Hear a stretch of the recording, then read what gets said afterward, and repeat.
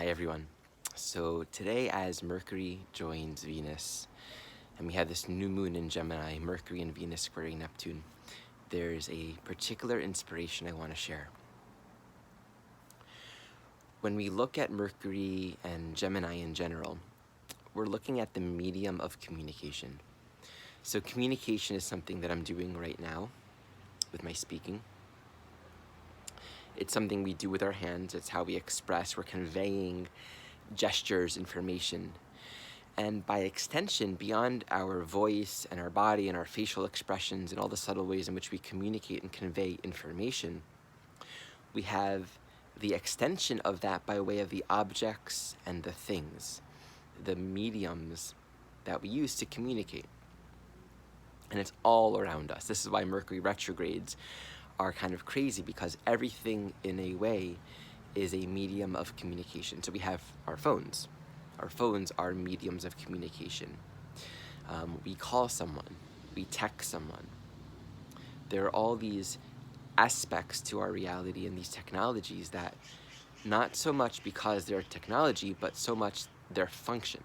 Their function serves to provide information, to extend data, communication from one party to the next.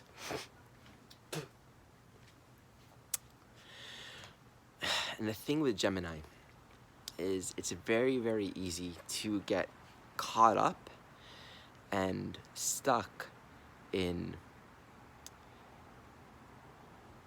engaging with the world of communication, which includes mediums of communication, and to lose our mind in it, right? To get so caught up in the transmission of information, the receiving of it, where you can find yourself bombarded with text messages or things to express. And it's funny because, the fact that we can speak, the fact that we have hands, the fact that we have phones, ends up easily becoming sort of a mess of lots of mental stimulation.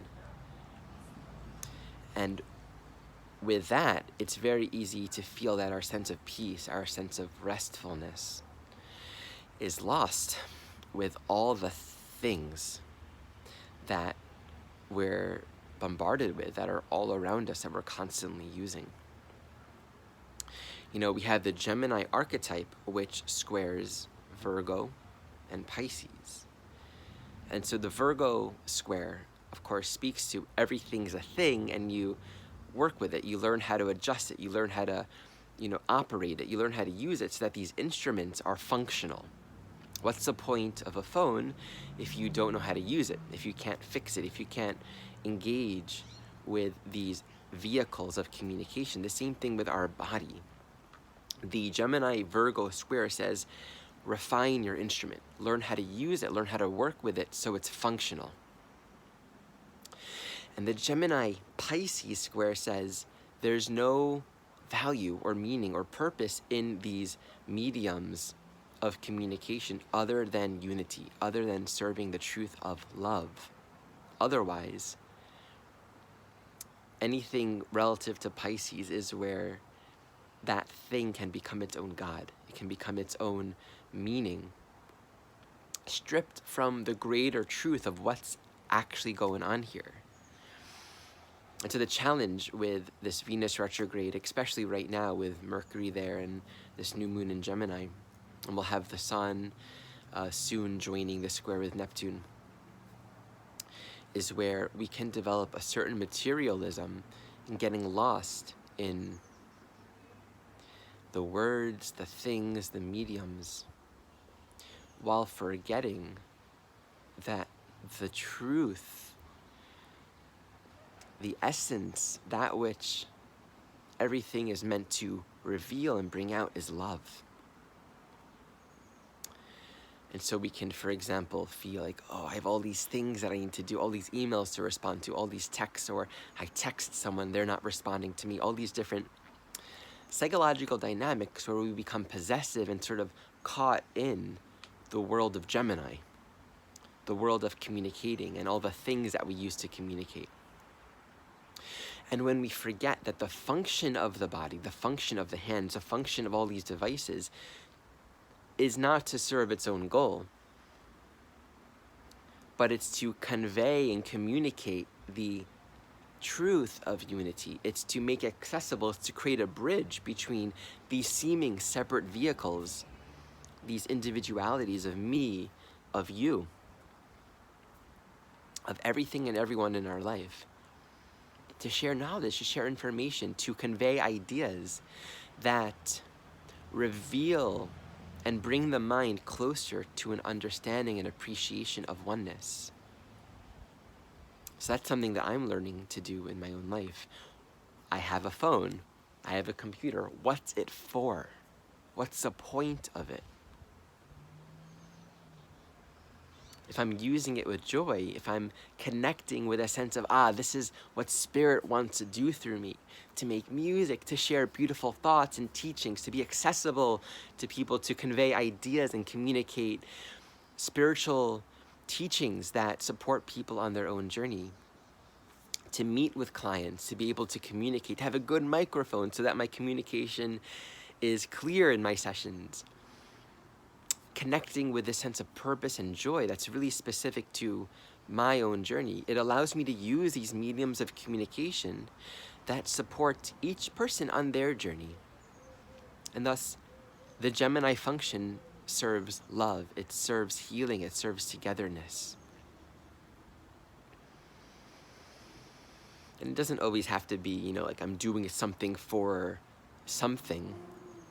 But when our relationship to the Gemini realm is stripped of greater meaning and value, beyond an instant gratification, beyond a grasping for the next thought, the next thing, the next and coolest instrument. And when we forget that our words and that the way that we communicate with each other is never actually capable of apprehending the full picture. When we listen to one another, we are never going to arrive at a full intellectual understanding of how another person's mind is working.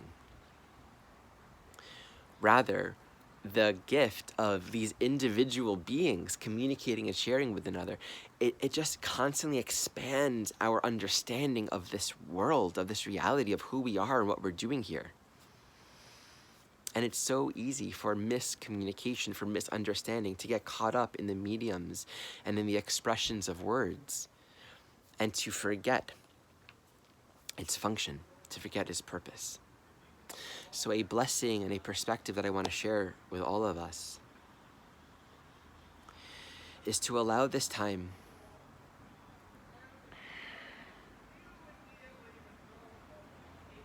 to be a time to strip our minds back to nothing, back to emptiness. We could easily be living here without phones, without vocal cords, without language.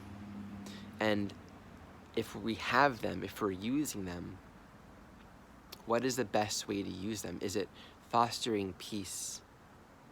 Is it fostering connectivity? Is it expanding insight and understanding, providing new information, perspective to one another?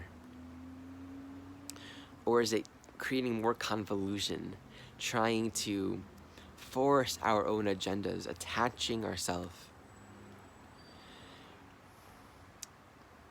to a more materialistic way of relating? It's like using words and saying something because you can, but where are your words going? What's their purpose? Where are they landing? What is it actually communicating? And of course, the teaching of Pisces relative to Gemini is it's not the words that you say.